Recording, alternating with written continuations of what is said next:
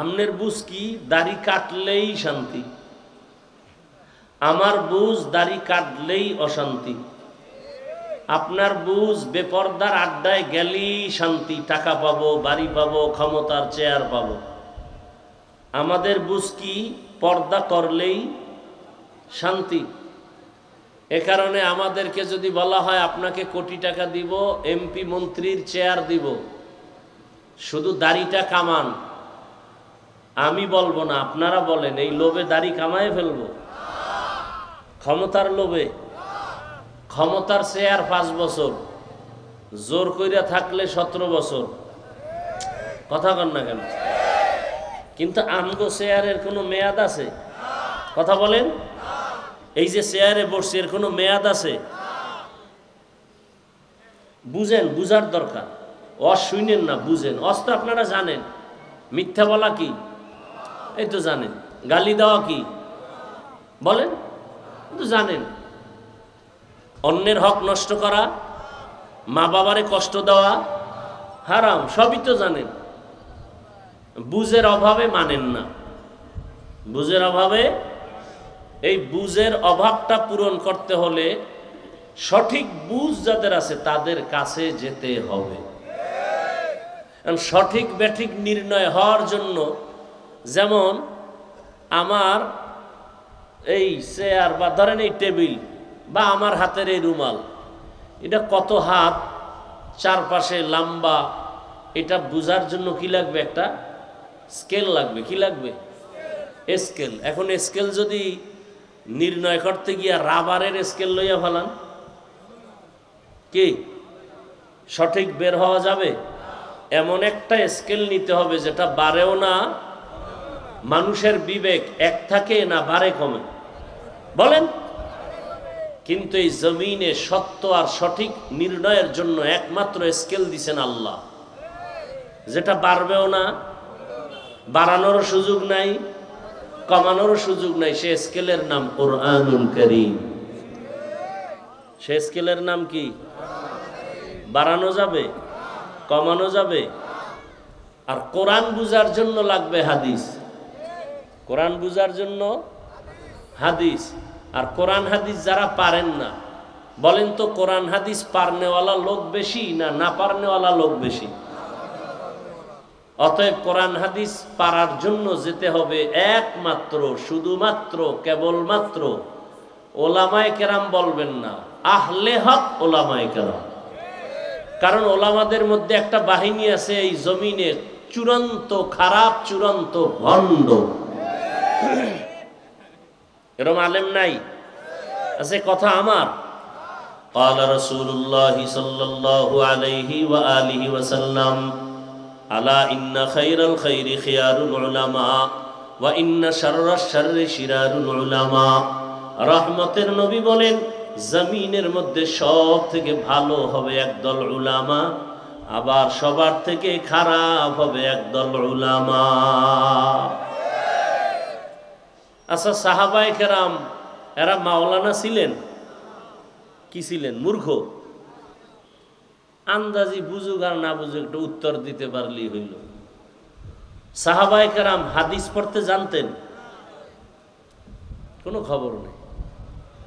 কোন জগতে আইলাম ওয়াজ করতে? সাহাবায়ে কেরাম কোরআন পড়তে জানতেন? হ্যাঁ, পারেন না, চুপ থাকবেন, আন্দাজি উল্টা পাল্টা জবাব দেন কেন? সাহাবায়ে কেরাম হাদিস পড়তে জানতেন?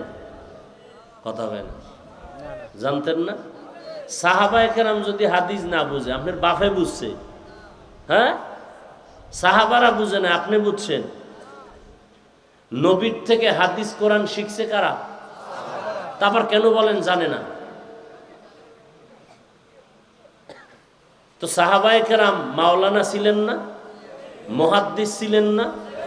মুফতি হইয়া ফতুয়া দেন নাই? কোরআনের তাফসির করেন নাই? তাদের এই বড় বড় সার্টিফিকেট ছিল? হ্যাঁ,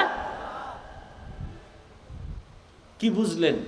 সার্টিফিকেটের নাম মাওলানা না, এই কলবে গুনাহ না থাকার নাম মাওলানা। মাওলানা হয়ে যদি গুনাহ করে, ওরে মাওলানা বলা গুনাহ। কথা কয় না। আর মাওলানা হয়ে যদি গুনাহ না করে, সার্টিফিকেট নাই, আল্লাহর আদালতে সে পিওর মাওলানা।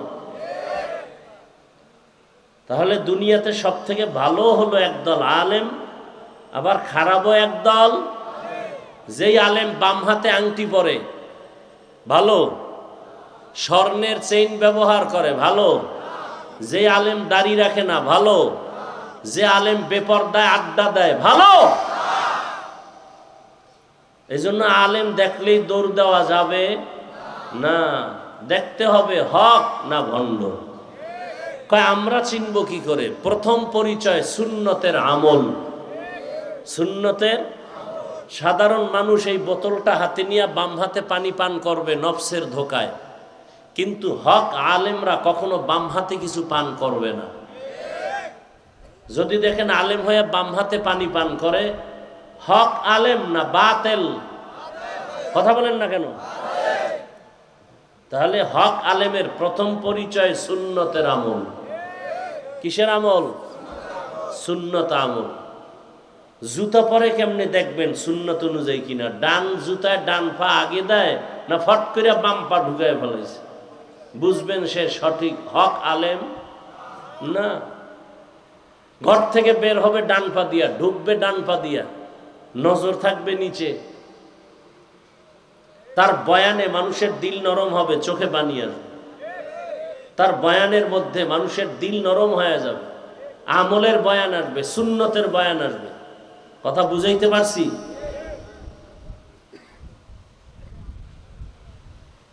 হ্যাঁ, ইসলামে যখন যেটা রসুল করছেন প্রেক্ষাপট অনুযায়ী সেটাই করতে হবে।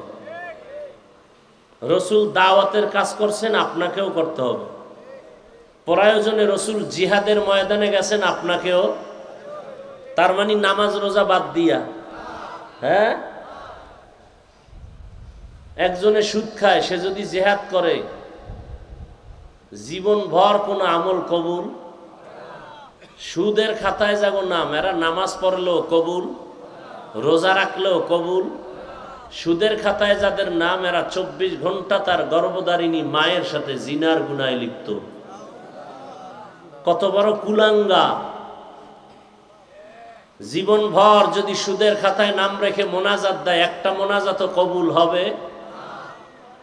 বাইতুল্লাহ হজ করবে, কবুল হবে? তওবা না করে যদি মরে যায়, চিরস্থায়ী জাহান্নাম। আর এ যদি হয় মসজিদের সভাপতি, তো কেমন হবে? কয় শিয়ালের হাতে মুরগি দিলে যেমন হয়। শিয়ালের হাতে মুরগি আমানত দিলে কয়দিন পরে পাবেন?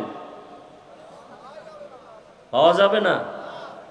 শিয়ালের হাতে মুরগি দিলে যেই দশা, সুদখোরের হাতে মাদ্রাসা মসজিদ আর ধর্মের চাবি দিলে সেই দশা। আল্লাহ হেদায়াত দান করুন। আরো আস্তে করে বলেন। এজন্য আলেম, একটা প্রবাদ আছে, কত পেজ ধর্ম নিয়ে আমগো দেশে, কোন দিকের কথা বলবো? বলে কি কথা বলে শুনো, কে বলে এটা দেখার দরকার নাই, এরকম একটা কথা আসেনি? বলে কথা